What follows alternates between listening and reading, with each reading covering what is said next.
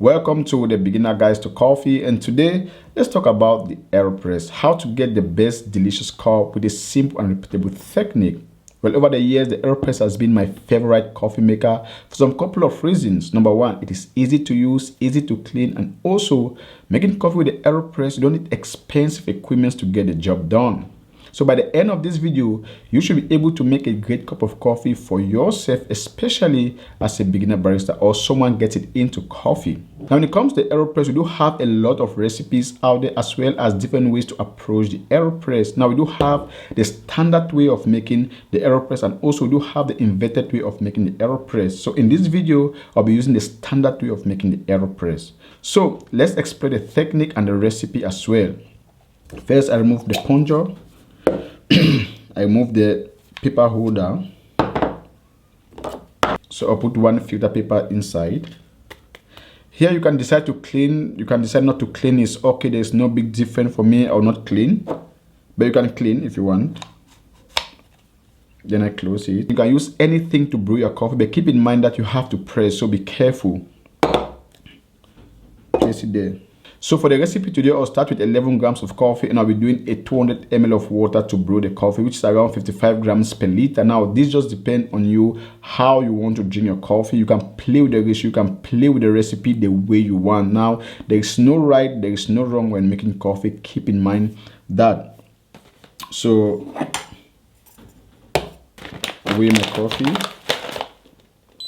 11 grams. And the coffee I'm using today is from Limited Roastery. Well, Limited Roastery is a roasting company in UAE. They're based in Alin. They produce high quality coffee. If you're looking for to take your skills to the next level and also to experience more in the coffee industry, you can visit them through their website, Instagram, as well as if you want to talk to the roaster one-on-one, the barista as well, you can visit them right here at their center. Thanks so much, Limited Roastery, for this delicious coffee.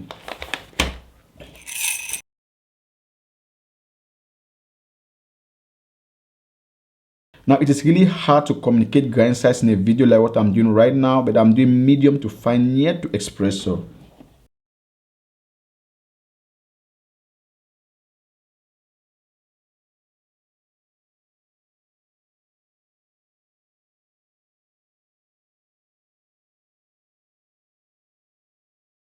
I'll take my water, start my timer, and then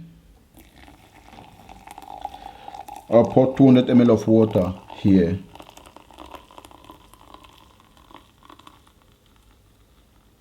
Make sure everything is wet. 200.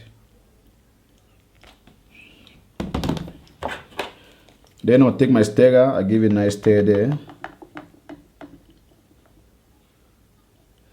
Then leave it to brew for 2 minutes.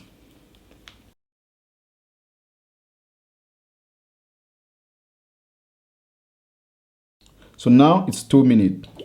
I'll grab my plunger. You want to remove it from the scale because you have to press. Don't break the scale, please. To give a small nice shake just to make sure everything goes inside. And then when you press the AeroPress, you want to press too hard. Maybe it will cause some channeling or maybe it will cause bad extraction. Just lean your hand on top gently. Gently. I don't want to press too slow. Don't press too hard and too slow.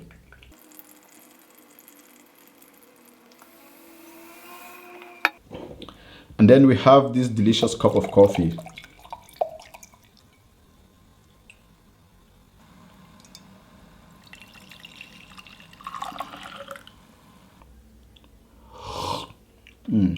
Now, a few things to keep in mind when you make your AeroPress: water temperature. Now, the water temperature is really important because the coffee and the water stays together for the entire brew time.